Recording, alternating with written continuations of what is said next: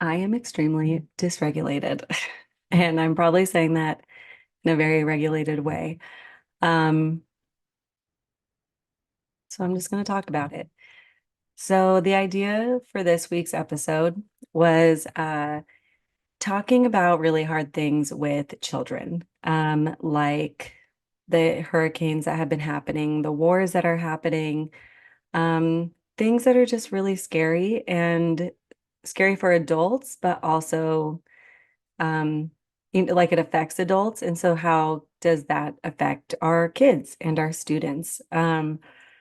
As someone who was in middle school when 9/11 happened, I don't think I really understood the significance of 9/11 until I was like in college. Um, and even though we did have teachers try to explain it to us, there's just something that isn't really, I don't really know what it is, but something just doesn't always get grasped. I digress. We had a really tough week this week. I have been sharing it on social media very minimally, as I don't need to share everything about my life on social media. But I do think that this is a lesson that I think a lot of people would benefit from hearing about. So basically, my oldest got hurt. Something fell on her head, and she had to get a lot of stitches. It was just really scary. I happened to be solo parenting.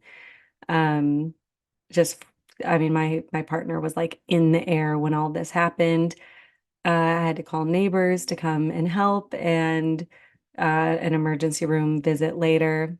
We, with both of my kids, eventually made it home that night and went to bed. But then the next 4 or 5 hours, I stayed awake in bed, reliving everything that happened, thinking about all the different ways it could have gone, and even reflecting on how my kids took the whole experience compared to how I took the whole experience. And then the day that I'm recording this, the stitches that my oldest had to get, they all came out today. And that was, I don't want to say more traumatizing, but it just is very fresh. And so it really reopened a lot of wounds for me this last week. It's been a rough 8 days because I've also been really worried about my kids wrestling and my oldest hitting her head on anything, because she feels fine and wants to play. But as the adult, I know that she can't do all that stuff, without there being a possible precautions.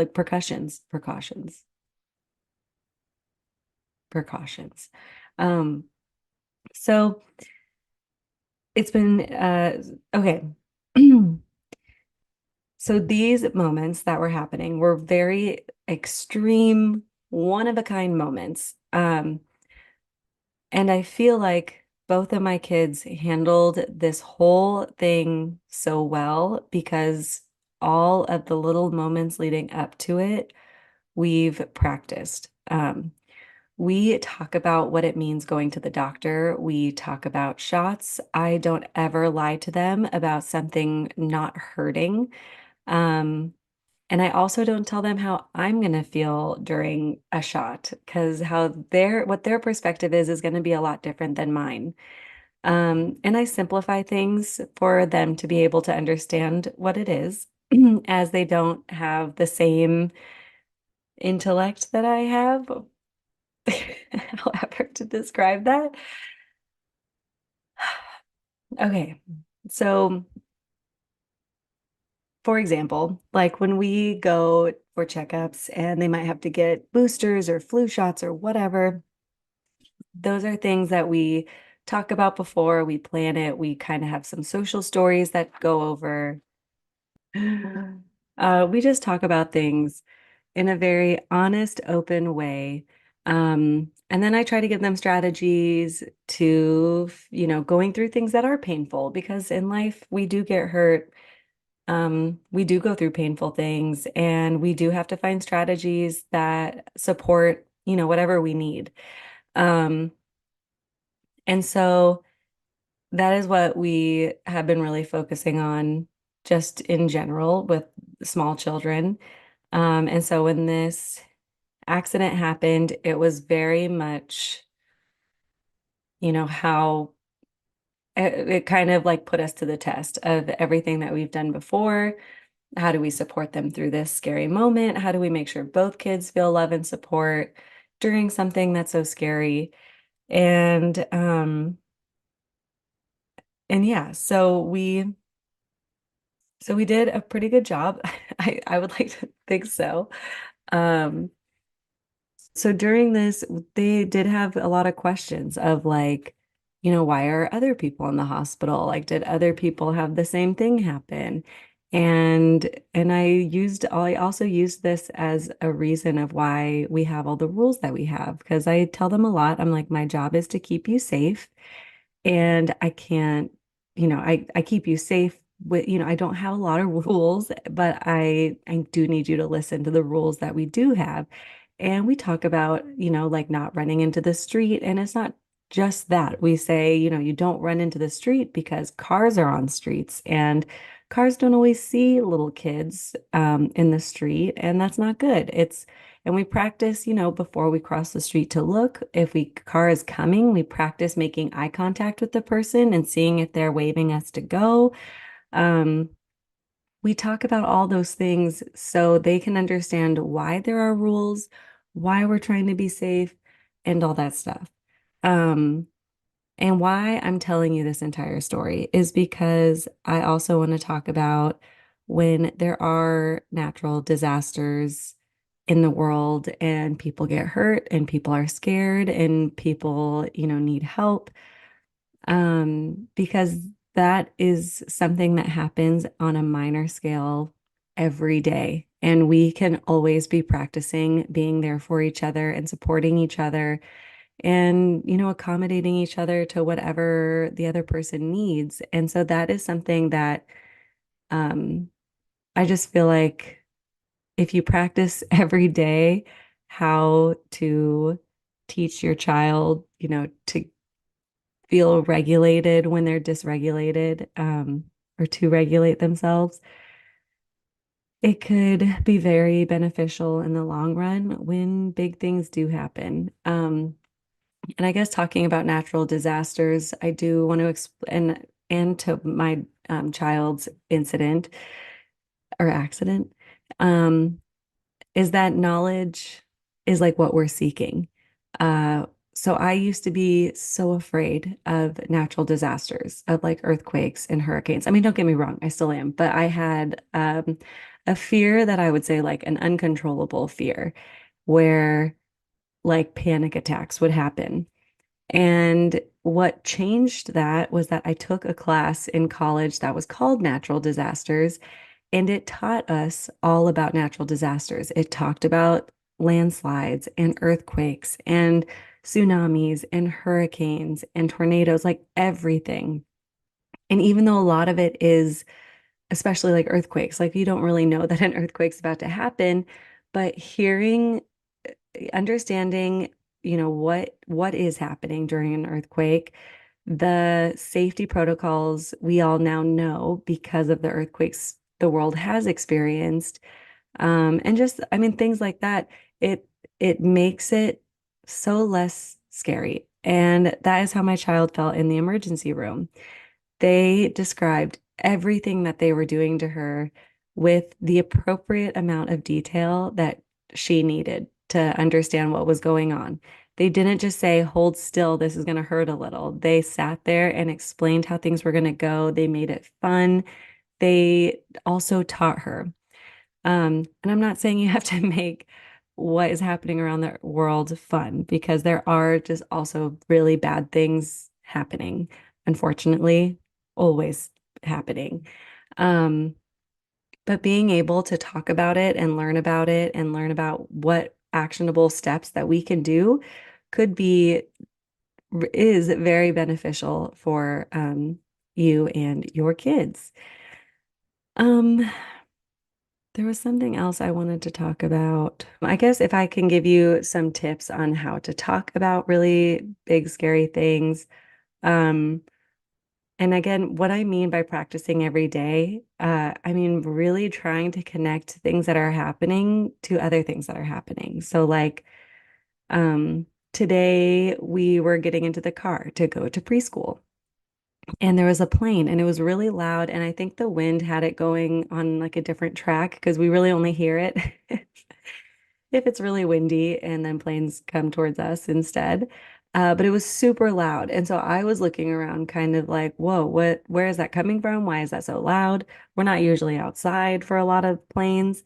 Um, and my youngest was closing his ears and was getting really nervous. And I was like, yeah, that's really loud, huh? Like, good job covering your ears. Like, does that make you think of the thunder and lightning we saw over the summer?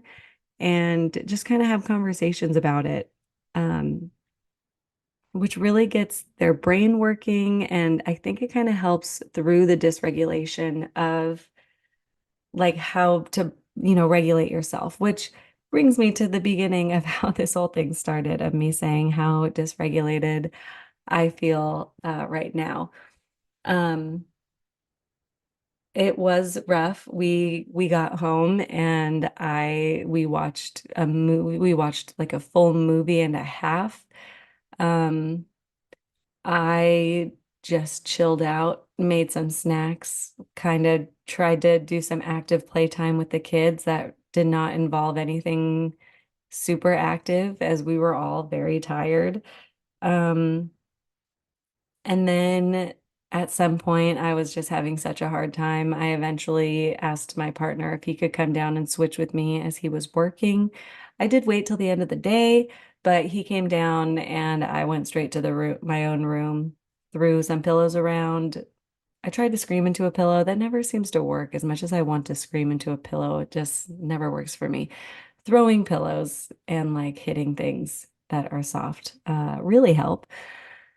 And then I sat down and I like just tried to get through something on my to-do list. I also just scrolled on social media as like an outlet to just uh, distract my brain from the fake news I was giving myself. Um, but when I do things like this, I can tell myself that I have found ways to regulate myself when I am feeling dysregulated. And it's my job as a parent, as an educator, to help children and students find their way to regulate themselves when they're feeling dysregulated. And it's going to look different for everybody. Um, Maybe sometimes kids want to go for a walk. Maybe they want to be alone, and we have to try to find a safe way for them to be alone. Maybe they want to blow bubbles. Maybe they want to do yoga. Maybe they want to go run around a track 10 times. I definitely am the one who wants to work out when I'm really mad. I think that's why I throw my pillows because that's like the safest way to do that without actually doing a workout class when I don't have time.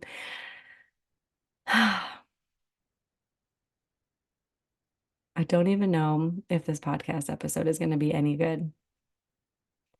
Um, if you don't know how to talk to your child about something that is really serious, I'm almost done, I swear.